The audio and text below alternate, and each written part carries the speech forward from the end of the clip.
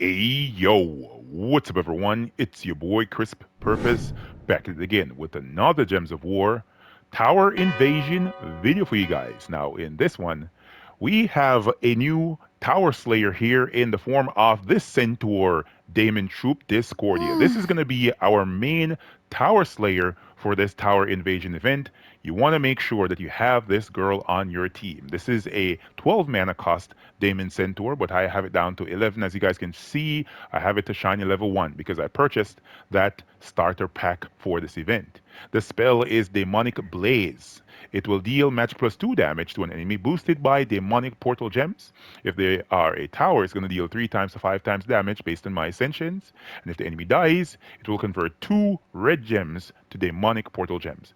Now, that spell right there could prove to be very problematic if you're going very far in this event. So you want to try and kill out the enemy troops as quick as possible, especially the ones that are able to destroy those demonic portal gems, because resummoning in this event can be very, very problematic.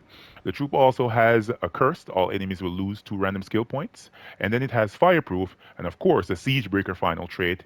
Ensure that you have this troop on your team in this event, or else, you're not going to get as many points. Now, as you guys can see, this is my team. Up front, we're going to be having the WorldBreaker here.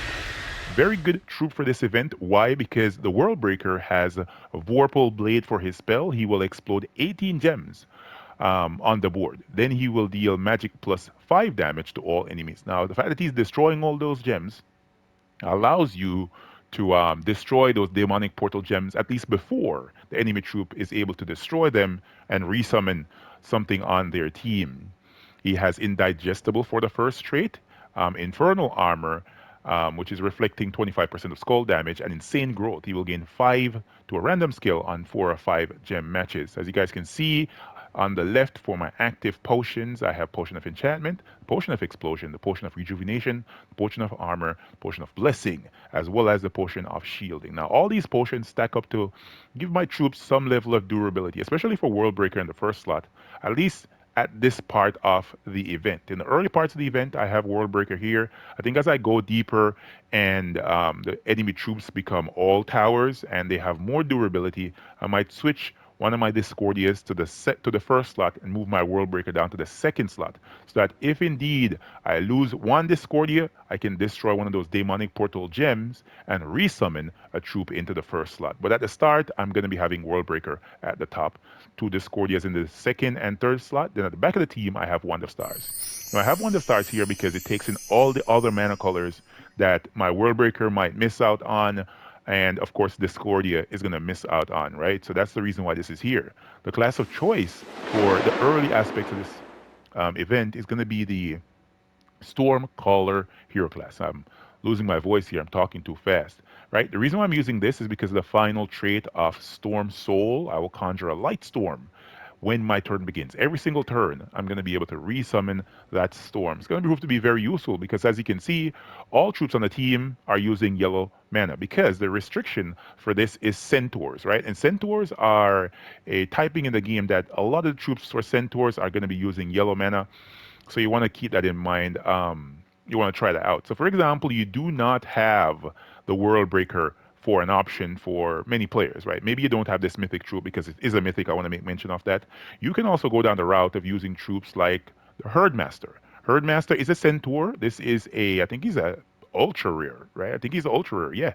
And he explodes all yellow gems and cleanses all allies. So just in case you don't have WorldBreaker, put this on your team. He's going to ensure that you get a lot of mana to your troops. He also has an ear link, right? He will give bonus yellow mana to yellow gem matches.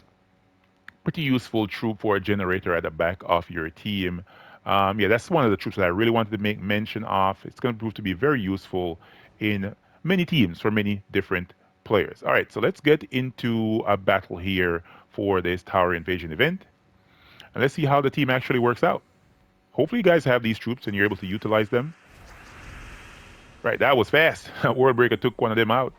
Oh, I should have cast that on the tower. Now let's see if I can get my WorldBreaker spell ready. Man, every single time I see WorldBreaker, I keep on thinking of the fact that his mana cost is way too high, right? WorldBreaker definitely needs to have a rebalancing somewhat because his mana cost is through the roof, man. What kind of mana cost is that? I think he has a 30 mana cost. Man, Immortals nowadays have a 30 mana cost. And we have a Mythic here, one of the older Mythics in the game, still with a 30 mana cost. Ridiculous. Completely nonsense. Come on, devs. Change this immediately. Now, if you guys want to as well, you can put your two Discordias at the top. Or if you're fancy like me, you know what I mean? If you're fancy like me, you can go ahead and grab a second WorldBreaker for your team, right? Your second WorldBreaker could be behind your Discordia. Just so that you can repeatedly bounce mana from one world breaker to the other world breaker and just keep it going, whatever you prefer for your team setup. Let's go. Let's get into a battle here. You only need to have one Discordia on your team. You don't need to have two or three. If you want to, and for some reason you want to go down that route, you can put two of them suckers on the team. As you guys saw, I did in the first fight. But I might get a little bit bored of this singular world breaker and want to go a little bit quicker, so I'll rock two copies.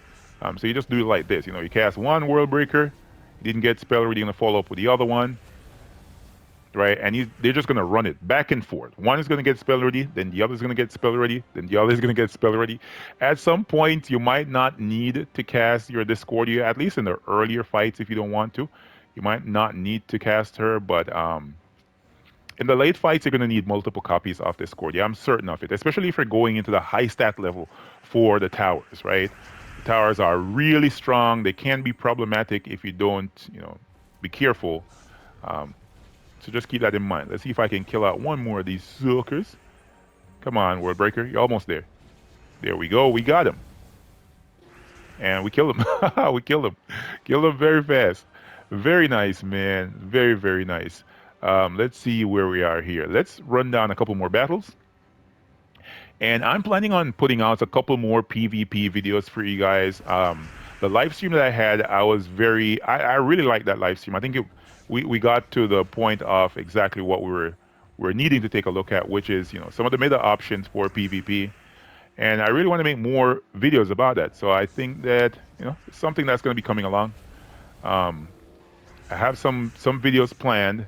Hopefully, you guys stay tuned so you can see exactly what I have planned. So yeah, guys, that is the team times two WorldBreaker or times two Discordia, whatever your resources and pockets can afford. You know what I mean? That's what you should have in the team.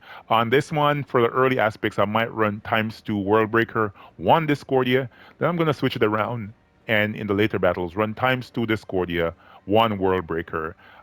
Preferably, as I said before, you want to make sure you have that WorldBreaker as you progress in the second slot, right? So just in case you lose this Discordia, you can resummon off of those demonic portal gems a troop for the first slot, right? That's going to be very, very important. So I want to make mention of this as well. For players that do not have Wand of Stars, right? There's a weapon that you can put here. Let me see if I can find the kingdom here. Should be Suncrest. There's a weapon that came in a couple weeks ago. That is a little bit better than the current one in this event. Let me see if I can find it here. This one, the Golden Talon, right? This is a Strix resummoning weapon. Destroys, explodes, I should say, magic plus one yellow gems and grants a random status effect to all Strix allies, which is going to be the hero because I'm using Stormcaller. And it summons in a Strix troop, which is pretty good. One of the main things about this, even if you don't want to go with the class of Stormcaller, you can go with a different class. The weapon has the ability of summoning a light storm, right? So just in case you want to switch it around and use a different class that gives you a faster start, you can use this along with that weapon. It is pretty cool. It is pretty cool. So hopefully you guys and gals found this video helpful and informative. If you did, remember to hit the like button, comment, and let me know what you guys think. And I'll catch y'all next one. Peace.